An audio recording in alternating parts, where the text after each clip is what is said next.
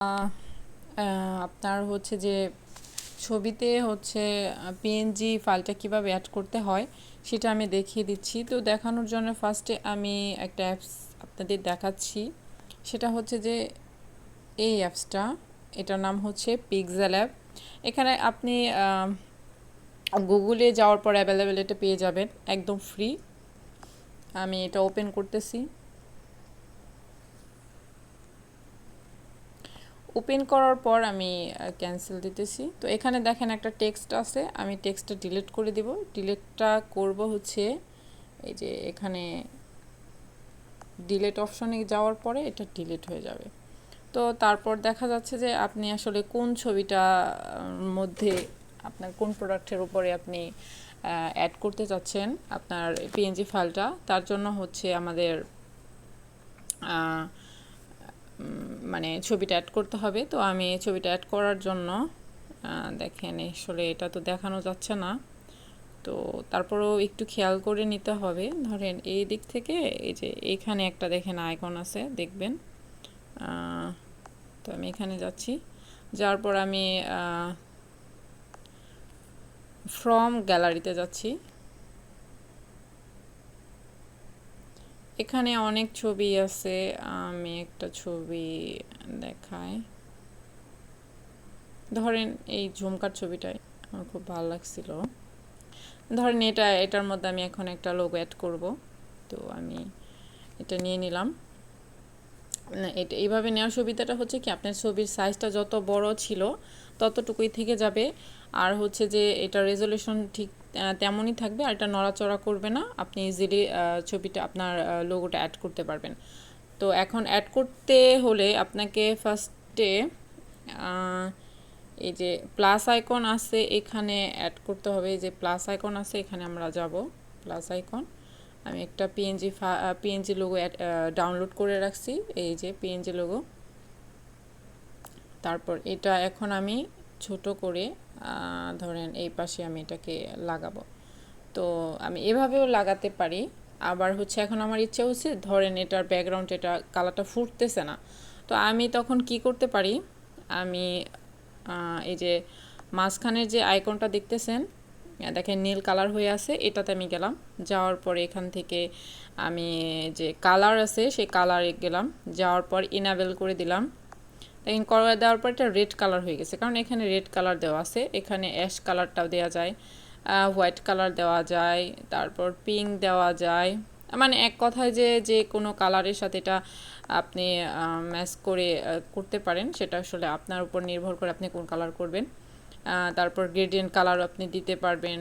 হ্যাঁ, তারপর হচ্ছে এখন এখান থেকে আপনার ধরেন কোনো কালার পছন্দ হচ্ছে না, তো আপনি নিজে থেকে কালার চুজ করতে পারেন।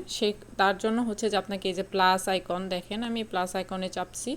এখন আপনি চাইলে যে কোনো কালার আপনি এখান থেকে নিতে পারেন। আপনার এদিকে গেলে আপনার কালারটা কমে আসবে, তারপর আপনি এটা বাড়িয়ে নিতে পারেন। এখানে আপনি বাড়িয়ে কমে নিতে পারেন। আসলে একটু যদি করেন তাহলে দেখা যাচ্ছে যে আপনি বুঝতে পারবেন। আবার আরেকটা জিনিস হচ্ছে, ধরেন আপনি আপনার ছবি থেকে কালারটা পিক করতে চাচ্ছেন, আপনি তখন কি করতে পারেন, আমি আবার দেখাই। এই যে এখানে একটা আইকন আছে দেখেন, এই যে এটাকে আই ড্রপার আইকন বলে। তো এখানে যখন আপনি ক্লিক করবেন তখন ও আপনাকে দেখিয়ে দিবে যে আপনি আসলে প্রোডাক্টের কোন কালারটা নিতে চাচ্ছেন। তখন দেখা যাচ্ছে এই দেখেন আপনি যখন আঙ্গুল দিবেন এখানে দেখেন গোল্ডের যে কালারটা আছে কিংবা অন্য কোনো কালার আছে বা হাতের কালার আছে, যে কোনো কালার আপনি নিতে পারেন। এখানে হয়তো বা তেমন কোনো কালার নাই, তারপরেও আমি আপনাকে আর কি দেখাচ্ছি যে আপনি যেই জায়গাতে আঙ্গুল দিবেন এখানে দেখেন দেখাচ্ছে যে কালার দেখাচ্ছে। হ্যাঁ, কালারটা দেখাচ্ছে হচ্ছে এখানে কালারগুলো দেখাচ্ছে, দেখাচ্ছে। তো এই হচ্ছে, তো ধরেন আমি এই কালারই নিলাম, তো এটাকে বাড়িয়ে কমেও নিতে পারি আমার পছন্দ মতো। তো নিলাম, দেখেন এটার এই কালার আসছে, এটা আসলে এই কালারটা মানাচ্ছে। এখন এটাকে ছোট বড় আপনি করবেন কি করে, দেখেন এখানে এই যে রাউন্ড যে জায়গাটা, এখানে আপনি এভাবে বড় করবেন। আপনার ইচ্ছা মতো আপনি বড় করতে পারেন, হিউজ পরিমাণ আপনি বড় করতে পারেন।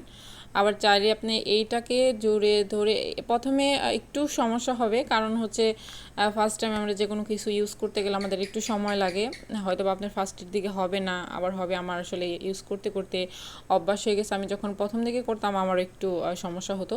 আর আপনি যেটা রাউন্ড করতে চান, মানে গোল করতে চান, এই যে দেখাচ্ছি আমি, এই যে এই পাশে এটাকে ধরে, মানে আপনি যেদিকে ঘোরাবেন এটা সেদিকে ঘুরবে। যাই হোক, আমি এটাকে সোজা করে নিচ্ছি।